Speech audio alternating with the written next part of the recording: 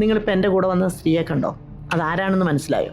അപ്പം ഞാൻ വിചാരിച്ചു ഇങ്ങനെ ഇരിക്കുമ്പോൾ അവരെൻ്റെ ഭാര്യയാണ്. ഞാൻ വിചാരിച്ചു ഭാര്യ എന്തോ ചേട്ടൻ ഈ പറയുന്നത്. ഞാൻ അപ്പോഴേക്കും എല്ലാവരും എന്നെ തന്നെ നോക്കുക. ഞാൻ പക്ഷേ വ്യക്തം മീശമാധവനിൽ എൻ്റെ ഭാര്യയായിട്ട് വർക്ക് ചെയ്യുന്ന അംബിക മോഹൻ നല്ല അതായത് നമ്മളെ അവിടെ എല്ലാവർക്കും പരിചയപ്പെടുത്തി. അപ്പോഴേക്കും അവരെല്ലാവരും വന്നിട്ട് അഭിനയിക്കുന്നുണ്ടല്ലോ ചേട്ടൻ, ആ ഒരു ഇതെന്നൊക്കെ പറഞ്ഞാൽ ചേട്ടനെ പോലെയുള്ളവരൊക്കെ ചെയ്യാൻ പറ്റത്തുള്ളൂ.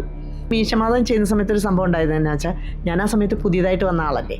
മീശമാധവനാണല്ലോ എനിക്കൊരു ബ്രേക്ക് വന്ന സിനിമ. അപ്പോൾ വന്ന സമയത്ത് എല്ലാ ആർട്ടിസ്റ്റുകളും ഒരു വലിയൊരു ഫംഗ്ഷൻ നടക്കുന്നുണ്ട്. അപ്പോൾ അമ്പിളിച്ചേട്ടൻ അവിടേക്ക് ക്ഷണിച്ചിട്ടുണ്ട്. അപ്പോൾ അമ്പിളിച്ചേട്ടൻ പോണ്ട് വേറെ ആരൊക്കെ പോണ്ട്. അപ്പോൾ എന്നോട് പറഞ്ഞു നീ വരുന്നില്ലേ എന്ന് ചോദിച്ചു. ഞാൻ പറഞ്ഞില്ല ചേട്ടാ, കാരണം ഒരു ഫംഗ്ഷനല്ലേ. അപ്പം ഞാൻ അങ്ങനെ അറ്റൻഡ് ചെയ്ത് തുടങ്ങിയിട്ടൊന്നുമില്ല.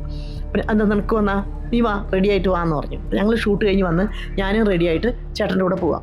ചേട്ടൻ എന്ന് പറഞ്ഞാൽ അറിയാമല്ലോ, ജനങ്ങൾ മുഴുവനും കൂടെ അമ്പിളിച്ചേട്ടൻ വരുന്നോണ്ടപ്പോഴേക്കും മുമ്പ് ഹോളമോ ഒന്ന് ആർപ്പ് വിളിച്ച് ചേട്ടനെ കൂട്ടിക്കൊണ്ടു പോകും. അപ്പം ഞാനിതിൻ്റെ ബാക്കിൽ നമ്മളൊരു വിഷമായിട്ട് ഇത് വരണ്ടായിരുന്നു എന്നൊക്കെ ഉള്ളൊരു ഇതിൽ നമ്മൾ വന്ന് അമ്പിളിച്ചേട്ടൻ പറഞ്ഞ് അവിടെ ഇരിക്കാൻ പറഞ്ഞാൽ അവരോട് പറഞ്ഞു സീറ്റ് കൊടുക്കാൻ പറഞ്ഞ് ഞാൻ ഫ്രണ്ട് സീറ്റിൽ തന്നെ എന്നെ ഇരുത്തി. അപ്പം ആളുകളൊക്കെ നോക്കുന്നുണ്ട്, ഞാൻ ആരാന്ന് അവർക്കാർക്കും അറിയില്ല. അപ്പം ഞാനാണെങ്കിലും എനിക്ക് എന്തൊരു വരണ്ടായിരുന്നു എന്ന് വെച്ചാൽ ഞാൻ ഇങ്ങനെ ഇരിക്കുമ്പോൾ ചേട്ടൻ ഇങ്ങനെ ബൈക്കൊക്കെ എടുത്ത് പ്രസംഗിക്കുന്ന സമയത്ത് ഇങ്ങനെ ഓരോ കാര്യങ്ങളൊക്കെ പറഞ്ഞു. അത് കഴിഞ്ഞ് പറഞ്ഞു